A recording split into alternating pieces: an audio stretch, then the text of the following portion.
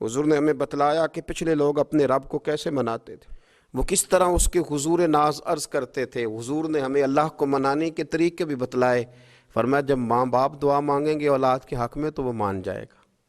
حضور علیہ السلام نے فرمایا جب مسافر دعا مانگے گا تو اللہ مان جائے گا۔ فرمایا میرے رسول کریم نے کہ جب بیمار دعا مانگے گا تو اللہ مان جائے گا۔ اور سید عالم علیہ السلام فرمانے لگے جب تمہارے ضعیف، کمزور، مجبور لوگ دعا مانگیں گے تو اللہ مان جائے گا۔ اور حضور نے فرمایا جب تم فرض ادا کر کے دعا مانگو گے تو اللہ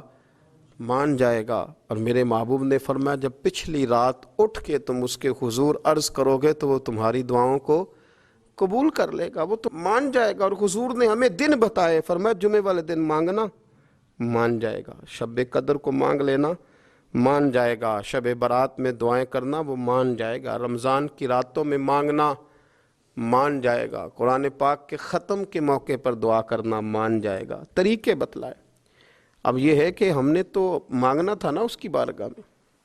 ہم نے تو حاضر ہونا تھا، ہم نے آگے بڑھنا ہے، اس کے حضور عرض کرنا ہے۔ حضور نے ہمیں بتلایا کہ مومن متقی ہوتا ہے نا، پرہیزگار ہوتا ہے، تو اس نے کچھ نیکیاں بھی کی ہوتی ہیں، جس طرح اسے اپنے گناہوں کا پتہ ہوتا ہے نا، تو اسے پتہ ہوتا ہے کہ نہیں یار فلاں کام میں نے فقط اللہ کی رضا کے لیے کیا ہوا ہے، اور میرا اور میرے رب کا راز ہے۔ فرمایا جب تم بڑے الجھ جاؤ نا، جب تم بڑی آزمائش میں آ جاؤ، اور جب تم سمجھ لو کہ اب میں بڑی تکلیف میں آ گیا ہوں، تو پھر ایک طریقہ حضور نے ہمیں اور بھی بتلایا مانگنے کا، ایک اور طریقہ بھی بتلایا، اور وہ روایت صحیح مسلم میں موجود ہے۔ راوی حضرت عبداللہ ابن عمر رضی اللہ تعالیٰ عنہ، حضور فرماتے ہیں 3 لوگ سفر کر رہے تھے، یہ آپ اندازہ فرمائیے صحیح مسلم کی حدیث ہے۔ ایک یہ رنگ بھی ہے اللہ کو منانے کا، ایک یہ انداز بھی ہے اس کی بارگاہ میں گزارشات پیش کرنے کا، یہ بھی ایک طریقہ حضور نے ہمیں بتلایا۔ اگرچہ اپنی نیکیوں کو چھپانا چاہیے، نیکیاں جو چھپی ہوئی ہوتی ہیں وہ قیمتی ہوتی ہیں۔ حضرت عبداللہ ابن عمر فرمانے لگے کہ نبی پاک صلی اللہ علیہ وسلم فرماتے ہیں 3 لوگ سفر کر رہے تھے، رستے میں طوفان آ گیا، تیز بارش شروع ہو گئی، تو حضور فرماتے ہیں وہ تینوں بارش سے بچنے کے لیے ایک غار میں چھپ گئے۔ ہم کو پتہ ہے پرانے زمانے کے اندر غاریں ہوتی تھیں، اور لوگ جب سفر کرتے تھے لمبے تو پتھروں اور پہاڑوں کے بیچ میں سے سفر کرتے تھے۔ وہ غار کے اندر چلے گئے۔ اب چونکہ طوفان بہت زیادہ تھا، جب وہ غار کے اندر چلے گئے تو اللہ کے پیارے حبیب صلی اللہ علیہ وسلم فرماتے ہیں پتھر اوپر سے لڑکتا ہوا آیا، آ کے اس نے غار کو بند کر دیا۔ اتنا تیز اور اس مضبوطی کے ساتھ وہ پتھر لگا، اور اتنا صحیح فٹ ہوا کہ اندر روشنی آنی بھی ختم ہو گئی۔ اب 3 لوگ ہیں، تھوڑی دیر تو وہ پریشان رہے کہ شاید اب کبھی بچ نہیں سکیں گے، شاید چاروں جانب اندھیرا ہی ہے اور اندھیرا ہی رہے گا، شاید یہاں سے نکلنے کے لیے اب ہمیں کوئی رستہ میسر نہیں آئے گا۔ وہ پہلے تو پریشان ہوئے، پھر کہنے لگے یار اس طرح کرو، اگر کوئی زندگی میں نیکی کی ہے نا تو ذرا اس نیکی کو یاد تو کرو، اور یاد کر کے اس مالک کے حضور عرض تو کرو، کریم ہے کوئی آنکھوں شاید من جاوے، کم تتڑی دا بن جاوے، عرض تو کرو۔ یہ آپ اندازہ فرمائیے یہ بات بیان کون کر رہا ہے؟ یہ مدینے والے رسول بیان کر رہے ہیں، یہ نبی پاک علیہ السلام نے بیان فرمایا، رسول کریم علیہ السلام نے ہمیں بتلائی یہ داستان محبت۔ حضور فرمانے لگے ایک نے ان میں سے ہاتھ اٹھائے، اور اس نے انداز کیا چھیڑا، عرض کرنے لگا اللہ تو جانتا ہے نا میں نے بکریاں رکھی ہیں، میں غریب ہوں، مزدور ہوں، اور مالک تو یہ بھی جانتا ہے کہ میرے بچے بھی ہیں، بیوی بھی ہے، پر میں جب بھی گھر لوٹا ہوں تو دودھ میں نے بچوں اور بیوی کو پہلے نہیں دیا، بوڑھے ماں باپ کو پہلے دیا۔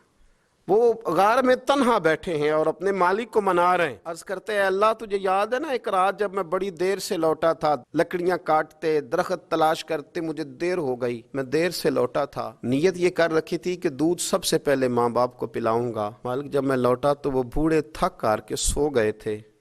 میری بیوی نے مجھے کہا کہ بچوں کو پلا دو، وہ سو گئے، تو میں نے کہا نہیں میرے ذمے ہے ان بوڑھوں کے دل کو ٹھنڈا کرنا، ان سے پیار کرنا۔ اے مالک فجر ہو گئی، آفتاب طلوع ہونے کا وقت آ گیا، پر میں نے ماں باپ کے بیدار ہونے کا انتظار کیا۔ اے اللہ وہ جب اٹھے تو ان کی آنکھوں میں جو میرے لیے دعا تھی اور ان کے سینوں میں جو میرے لیے کرم تھا، اگر تیری بارگاہ میں وہ نیکی قبول ہے تو مالک پھر رحم فرما، نہ اس مشکل سے آسانی عطا فرما۔ سنو سنو، رسول کریم صلی اللہ علیہ وسلم فرماتے ہیں کہ اس بندے کی دعا مکمل ہوئی تو پتھر تھوڑا سا سرک گیا، اور اتنا سرکا کہ آسمان نظر آنے لگا۔ جس نے ماں باپ کو منایا ہے، ان سے پیار کیا ہے، پھر یہی بات وسیلہ بن جائے گی رب کے ماننے کا۔ پھر رسول کریم صلی اللہ علیہ وسلم فرمانے لگے، دوسرا بولا اور عرض کرنے لگا کہ اے اللہ، تو جانتا ہے مجھے اپنے چچا کی بیٹی بھانے لگی تھی، میں اس کی طرف رغبت کرنے لگا تھا، اور میں نے جب اس سے جا کے ارادہ کیا کہ میں تیرا طالب ہوں،